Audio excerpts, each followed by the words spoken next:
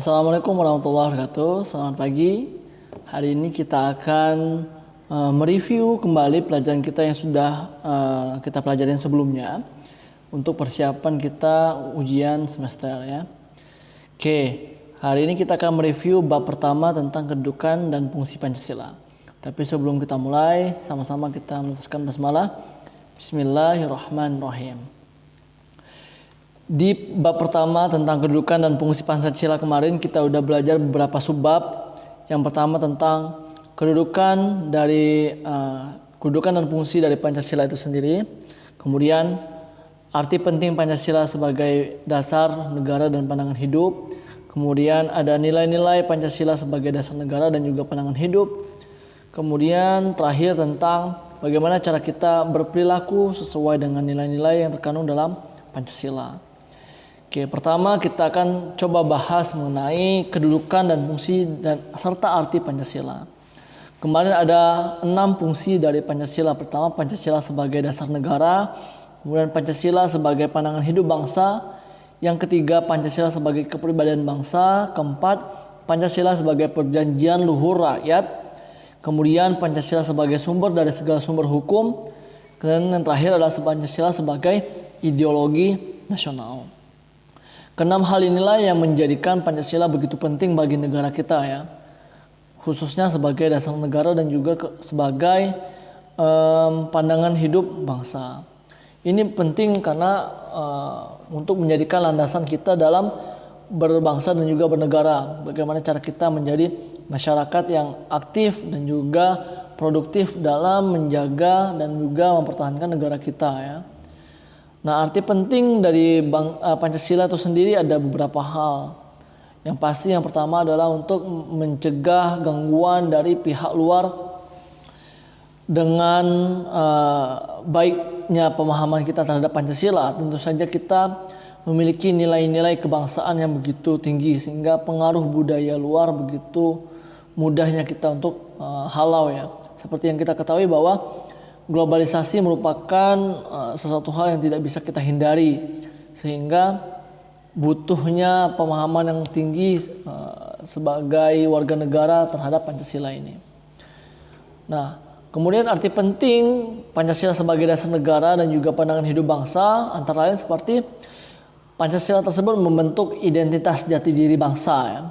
Kemudian mengatasi berbagai pertentangan. Kalau kita sama-sama memahami Pancasila, tentu saja kita akan memahami bahwa kita semuanya satu jua ya. Seperti yang ada di semboyan kita, Bhinneka Tunggal Ika. Kemudian memberikan arah dan tujuan sekaligus menjadi pendorong dalam upaya pencapaian tujuan bangsa. Sebagai dasar negara tentu saja kita akan menjadikannya sebagai pondasi awal untuk kita melaju ke tujuan akhir bangsa ini. Kemudian sebagai pendoman untuk memecahkan berbagai masalah. Kemudian sarana pemersatu bangsa dan terakhir mempersatukan dan memberi petunjuk untuk mencapai kesejahteraan dan kebahagiaan lahir dan batin bagi masyarakat Indonesia. Sebenarnya Pancasila merupakan cita-cita yang yang dibuat oleh para leluhur bangsa kita untuk kesejahteraan baik itu secara lahiriah ataupun batiniah bagi seluruh warga negara kita, warga negara Indonesia. Itulah kenapa pentingnya kita mengimplementasikan Pancasila dalam kehidupan sehari-hari. Nah, bagaimana cara kita mengimplementasikannya? Yaitu dengan cara mempelajari nilai-nilai yang terkandung dalam Pancasila itu. Apa saja nilai-nilai yang terkandung dalam Pancasila? Nah, seperti yang kita ketahui ya, Pancasila memiliki 5 sila. Yang pertama, ketuhanan yang Maha Esa. Kemudian kedua, yang kemanusiaan yang adil dan beradab. Yang ketiga, persatuan Indonesia. Yang keempat, kerakyatan yang dipimpin oleh hikmat kebijaksanaan dalam pemusatan perwakilan. Yang terakhir adalah keadilan sosial bagi seluruh rakyat Indonesia. Tentu saja nilai-nilai yang terkandung dalam sila pertama yang berkaitan dengan ketuhanan. Bagaimana kita toleransi antar umat beragama, bahwa setiap agama tersebut tidak ada paksaan. Bagaimana ya kita menghargai kepercayaan dan juga ibadah dari orang lain. Yang artinya atau intinya adalah berhubungan dengan bagaimana kita hubungan dalam beragama kepada Tuhan ataupun kepada sesama manusia. Kemudian keadilan yang adil, kemanusiaan yang adil dan beradab. Tentu saja nilai yang terkandung dalam sila ini berkaitan tentang kemanusiaan, bagaimana kita memberikan hak manusia tersebut, semua manusia sama derajatnya ya, tidak ada yang berbeda kecuali di hadapan oleh Allah Subhanahu wa taala, yaitu di hadapan Allah dengan ketakwaannya ya. Tapi segala hal yang berhubungan dengan kemanusiaan artinya kita sama saja, setara ya, tentang hukum, tentang perlakuan dan sebagainya.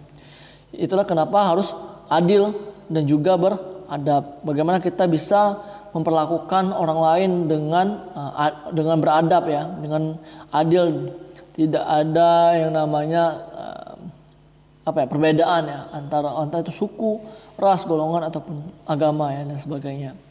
Dan kita harus saling menghormati satu sama lain.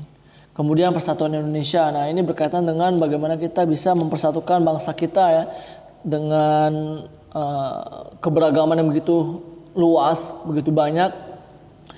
Pemersatu bangsa tentu saja adalah Pancasila ini ya, dengan bagaimana kita bisa mengimplementasikannya. Kemudian berkaitan juga dengan bela negara, bagaimana cara kita membela negara kita dan rasa cinta kita terhadap tanah air kita ini ya. Dan juga yang pasti adalah menjaga ketertiban ya, baik itu ketertiban bagi negara kita ataupun ketertiban dunia. Intinya adalah mempersatukan seluruh masyarakat yang ada. Kemudian kerakyatan yang dipimpin oleh hikmat, kebijaksanaan dalam pemusatan perwakilan. Nah, ini berkaitan dengan bagaimana kita bisa menyelesaikan permasalahan dengan bermusyawarah, kemudian menjunjung tinggi rasa tanggung jawab, kemudian saling menghargai pendapat, kemudian tidak boleh memaksakan kehendak sendiri, karena kita tahu nih segala sesuatu hal harus dijalankan dengan bijaksana. Kemudian kita memiliki wakil-wakil, kita harus percaya kepada wakil-wakil tersebut. Kemudian intinya adalah menghargai keputusan yang diambil dari setiap rapat ataupun keputusan dari pemerintah. Kemudian keadaan sosial bagi seluruh rakyat Indonesia. Nah, ini adalah bagaimana cara kita bersikap adil secara sosial ya. Mulai dari tentang hak dan kewajiban, tentang menghormati hak orang lain, kemudian memberikan pertolongan untuk orang bisa memiliki haknya.